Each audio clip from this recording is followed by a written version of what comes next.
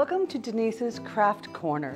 Today we're going to do an activity that you can do with your whole family, and it's a way of celebrating families. And so that's what we're going to look at today. And it's going to be, when it's finished, a family tree that you can hang on your refrigerator or somewhere in your house, and then help the children identify that, you know, Grandma Sally is Mom's mom, or, you know, Uncle, you know, whatever. And so it's a way to help your children kind of figure out the lineage of the family. And so the first step is to get some sort of I have to get rid of these pictures, get some sort of a poster board, something with a little bit of body to it, and draw the tree. I use felt pens, but you can use paint for this, or even cut it out with paper and glue it on.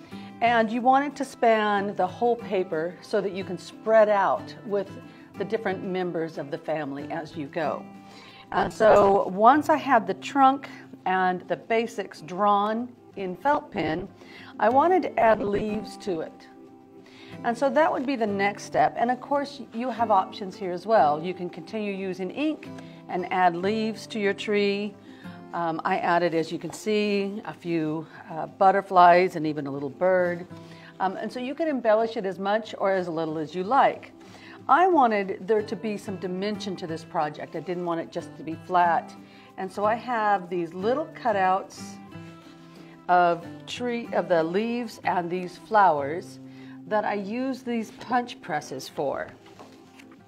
And these are fun. It came in a set of, I don't know, 15 or 20. We've used them for other projects, and they just punch out little shapes. And so I have a leaf one here and a flower one there. But certainly you could use some more cardstock and do it the same way we did the felt, and I'll give you an example of that. With a rectangle shape, I grabbed blue paper, but I would use green. You just cut off the corners of each, and then you have a basic leaf shape. And then if you want it to have dimension, you can even fold it down the middle and then glue it on. So you have different ways you can add leaves to your tree. But I have these cute little shapes already punched out ahead of time, and it's fairly easy to embellish. Like I said, as much or as little as you like. I can add some flowers here. Maybe we need more flowers. They're out of proportion, and that kind of bothers me, but I didn't want to go back and redo it. The leaves are smaller than the flower. I guess that's not impossible to happen in nature. But I think the leaves are very cute. They look like a maple leaf. So anyways, you can add your flowers anywhere you want. And then the next step is to gather photographs. And if you don't want to damage your original photograph, you can just copy them on a normal copy paper, which is what I did. I grabbed them off the internet. So if your family has a Facebook account, you can find a photograph of all the different family members, and you can go as elaborate as you want. The one I'm giving you just goes to grandparents. And so another, I think, beautiful thing about this, in the same way that no two trees are alike, families aren't alike either. And so this is a very individual project. And so I got photographs off the internet, and I found these cute frames that are free clip art. And I want to make sure that if you're going to use something like that off the internet, that you are using something that is free to use for home use. And so I just picked a variety of frames that I thought would fit my photographs, and copied them, cut them out, and added the different pictures right to that frame. This one could have been used in either direction. And so the next thing is, because I want these to stand up a little bit off the page, I needed them not to be flimsy. And so I attached them all to a piece of cardstock. I'll use that same cardstock that I have, that I used to show you the leaf. And I just cut it so it just barely a little bit of the color shows through, and it kind of gives it a nice backing. And I'm trimming the corners off just to give it a softer edge.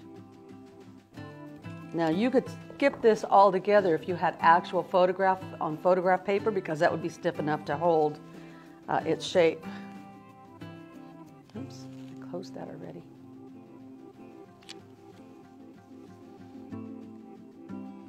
And as you're doing this, it's fun to talk about family, tell little stories, because family history is important history. All right, and so I found, again, this is just random pictures I found from the internet. So I found what looked like could be even a school picture. And I'm going to start with the child who's doing the trees picture right at the bottom. Oh, but I wasn't going to glue it on because I have something else I want to do. Take that glue right off. I have these foam double-sided tape, and it sets it up just a tiny bit off of the page. Again, you can glue it right on the tree, but I thought a little bit of dimension would just give it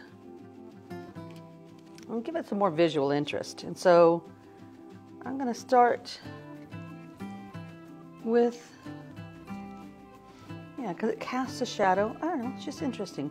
And so then you would explain, you know, well, okay, so your parents go next.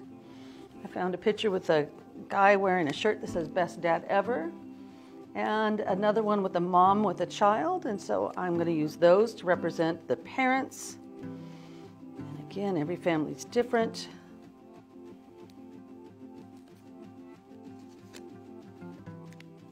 And there goes "Best Dad Ever."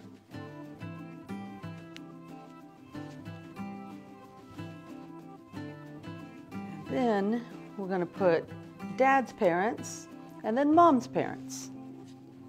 Hope I have enough of these foam stickers, but if not, you get the idea. There, and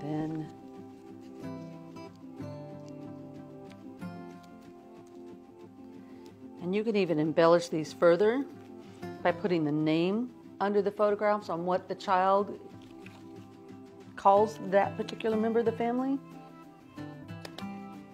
Go. And so see, we're just making the tree limbs as it goes out.